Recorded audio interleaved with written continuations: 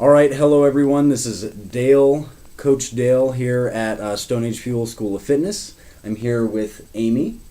She's one of my clients, and she's agreed to help us out and kind of sit down and talk a little bit about her situation and how I've been able to help her with her journey into health and bettering her health, because she was already pretty healthy before that, and she was already very health conscious, and we just continued to build on her foundation of education and stuff like that. So thank you so much for coming in today, Amy. Pleasure. We already did our training session earlier this week, and I know that I normally give you workouts to do on your own after that, but I asked you as a favor to come in. We would do another workout with both of us being present here at the gym, and then do our little what I've done to help benefit you, or what, you know. So anyways, let's start with let's just get straight into some questions. All right. So why and or how did you start your training or your journey into your health? Well, I had a pretty serious fibromyalgia relapse or flare. None of my normal coping mechanisms were working for that. None of the doctors had any idea of how to help. So I knew I needed to move. And so I thought, well, let me see what a trainer can do for me. So that was the impetus to make that phone call to get and make that contact. Okay. And so we had started at another facility, and when you came into that facility, I know that just kind of like us, they offer a free consultation. Theirs is a part of their membership. Did you, when they offered that to you, was that something that you were like hoping for in interest, or just kind of happened by circumstances? Like, oh well, or oh, as a part of joining the gym here, I get a free consultation and then I'll go and see what the benefit can be, or were you already looking for training at that point? I was already looking for training because I had exhausted what I could do on my own. I needed outside expertise.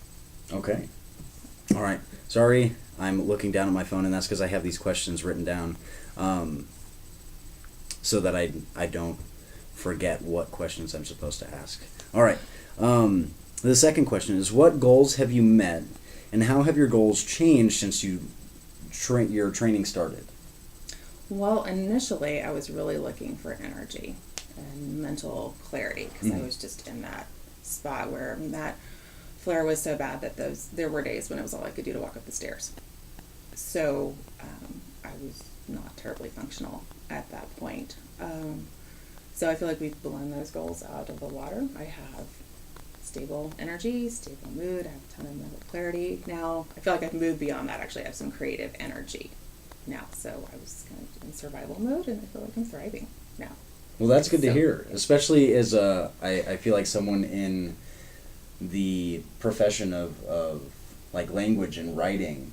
Creative energy is a huge deal, isn't it? Right? So Amy is an editor, right? So people come to her when they're writing a book, or whenever they're writing anything, right? So I've actually asked her if I was going to start a blog, if she'd be willing to do some sort of trade in the interest of helping me with writing and how to better engage my audience and stuff like that. And that's a very creative thing to do. I'm not a very creative person. I'm a science, mathematic brained person, right? And that takes a lot of energy out of me. When somebody asks me to do something artistic, I'm drained. So I'm glad that we've been able to help with that. Oh, yeah, it's been tremendous. All right. So number 3 is, how has our training benefited other aspects of your life, other than just like your potential in the gym, or like kind of like body composition type of stuff? So pretty much like outside of what people normally think. No, so I think the biggest one that impacts my daily life is the reduction in pain. So dealing with the fibromyalgia, I've got 25 plus years of chronic pain that I've been dealing with, which we have largely eliminated. Either I have pain-free days completely, or when I do have the pain, you've given me some mobility work and it relieves it. So you're drug-free and pretty much pain-free. It's pretty awesome. And that's I'm so glad to have the opportunity to kind of record you saying that, because that's such a huge deal to me. Is a trainer is not.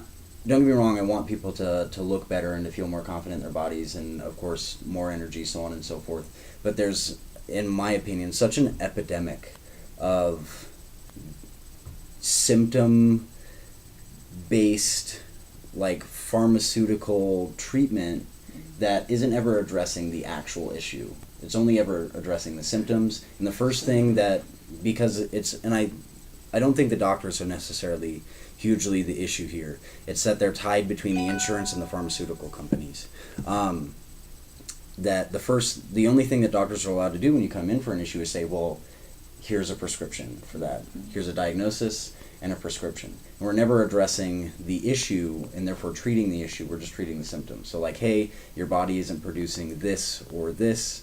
So here is a pill that's going to force your body to do it, rather than, hey, let's teach your body how to do that on its own again if we can. So yeah, drug-free and pain-free is kind of like the biggest thing that I tried to work on and to keep myself educated with. And I'm so glad that I've been able to help you with that. Yeah, hugely. It's a huge quality of life issue. Yeah. Huge. The other area where I see a difference outside of the gym is just understanding the importance of recovery. Mm-hmm. So, and that feeds back into the pain management, of course, but also the flip side of that being that overtraining is not your friend.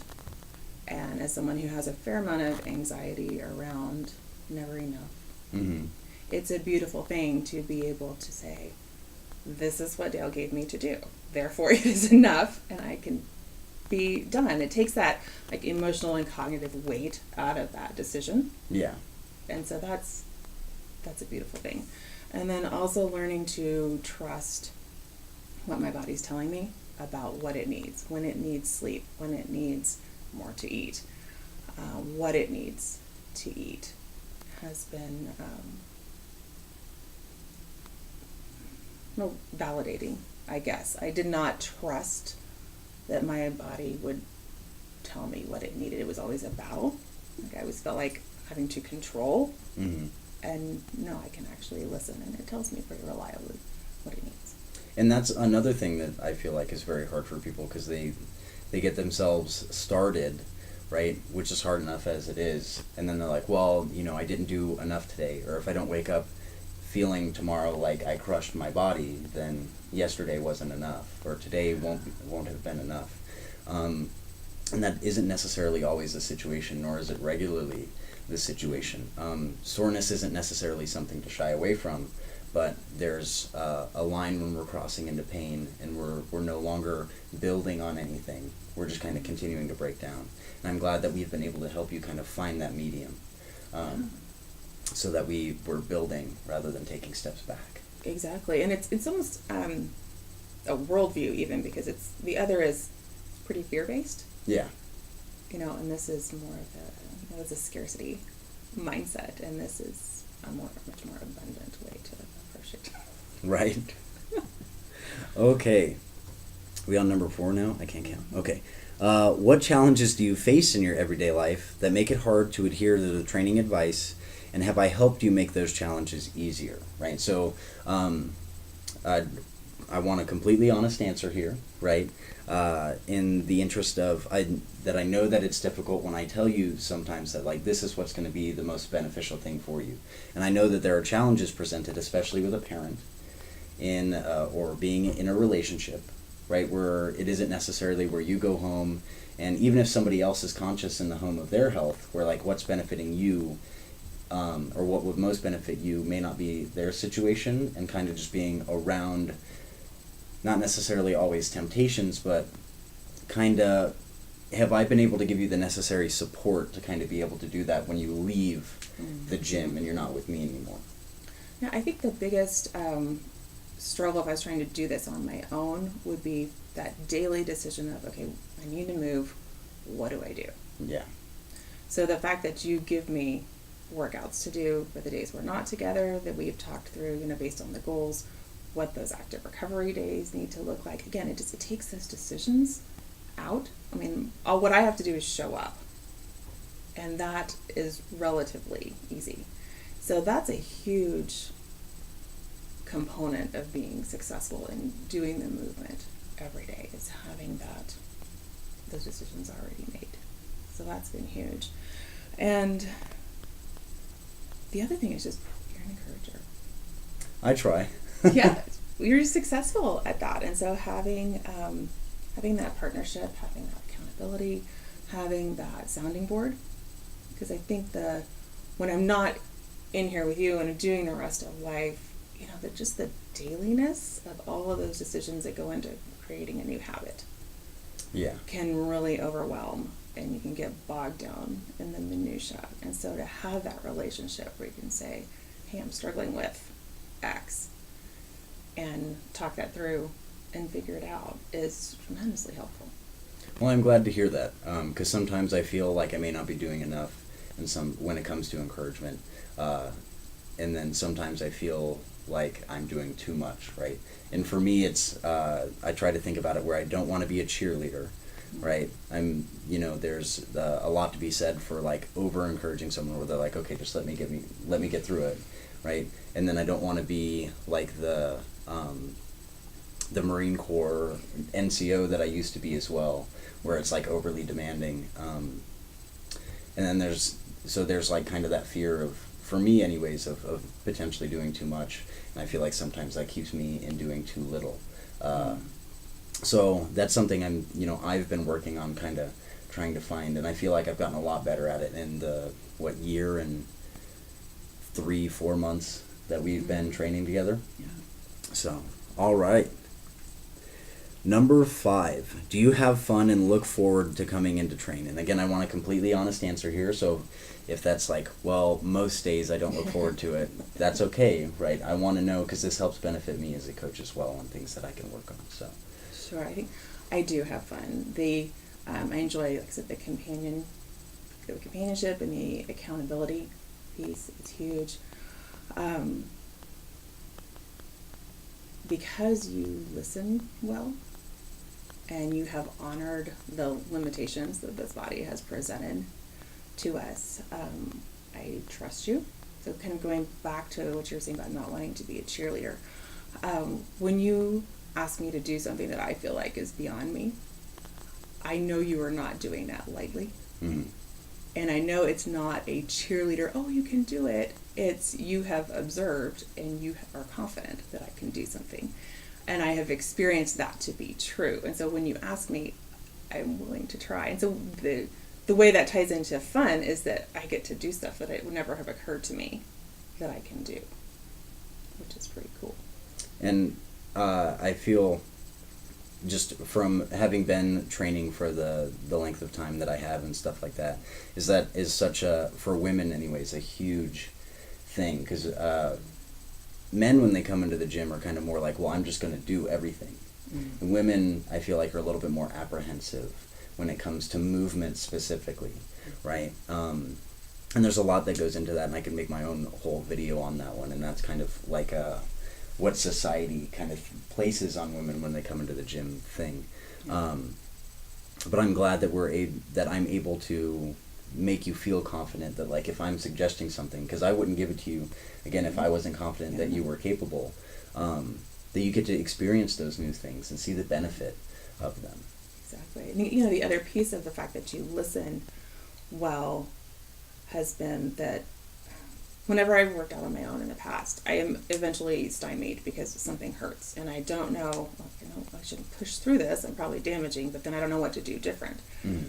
And every time I have said to you, this hurts, you just have something else for us to do. Like, the restrictions that I have not restricted the progress that we've been able to make. And again, that's fun. Right? Yeah. So now we're done with our questions. However, I'm going to ask Amy now if there's anything specific that she would like other people to know about her journey through health and her journey into fitness, and why it benefits her, right? So, because this is Amy, right, and what works for Amy isn't necessarily going to work for everyone else, and that's another benefit of having a coach that's a little bit more experienced or has more of an educational background, is that they're going to be able to help multiple different people do different things to benefit them. So now, Amy, I open up the floor to you. It's all you. And again, we're just going to ask if there's anything else that you would like to say about this beginning that we have taken and these steps that we've taken of things that work, that benefit you, right? That we may not have covered. Well, I think your secret sauce is that you are this beautiful combination of expertise and encouragement. And thank you. Yeah, it's true. It's true. And you have poured that into me over the last 16 months and really brought me back from a pretty difficult place. And you know, as I said, you listen, you researched, you invested in personalizing what we were doing. And I'm here in this vastly better place because you did that. So, thank you. And I'm glad I could bring you here, Amy, because for me, the reason why I'm a coach is not necessarily to make, I feel like a lot of people when they think about coaches is they want to make bodybuilders, or it's somebody who wants to spend more time in the gym to be a bodybuilder. So they're like, well, I might as well get paid to do it. Or they're thinking that somebody's going to, try and make them a size 0, or they're going to be doing all these crazy exercises that are either controversial or just they didn't think that anybody should naturally be capable of. And it's just like, well, they're marketing these freak athletes that they just happen to pull in, and they're putting them on social media saying, oh, I can get you to do this too. And for me, really what it's more about is when someone like you comes in and I ask every day, so like, where are we feeling any pain? Where are we tight and sore? And you say, this is where it hurts. And then when I can take that away, right? And you can walk away saying, now I know that I'm not gonna have to deal with that for the rest of the day, the rest of the week, potentially the rest of the month, or the year. That's what I want. As well as when somebody, I'm gonna mention another client like Yvonne comes in, because Yvonne is 60. And Yvonne has told me openly multiple times the only fitness I have done or anything to be conscious of my health before now is she did like jazzercise in the 60s when she was going to college, right? And she goes, I am more healthy now and I am more capable now of things that I, should have been able to do earlier in my life than I ever have been. And it's something to kind of make it relative for other people, right? Because you're much younger than Yvonne, is that Yvonne in her 60s had told me for 10 years she was unable to clip her own bra, right? Mm-hmm. She couldn't put a bra on, so she would just either leave it unclipped or she would have to like do the whole turnaround thing, right? And then turn around, and a lot of people do that anyways, but she felt less capable as a human being because she just couldn't reach back to clip it or unclip it. And for 20 years, I almost cried when she said this. For 20 years, she couldn't, from a standing position, tie her shoes. And if she did, it would hurt. About this. Yeah. Exactly, it would hurt because she'd have to lean to the side and tie her shoe knot to the side. Yeah. And she walked in after 90 days of training with me and said, for the first time in 20 years, I was able to hinge at the hip and tie my shoe knot in the middle. And she goes, because bigger people have to move around their stomachs or their mobility restrictions and tie their shoe knot to the side. Yeah. And those are things hopefully you'll never have to worry about. Exactly. Exactly.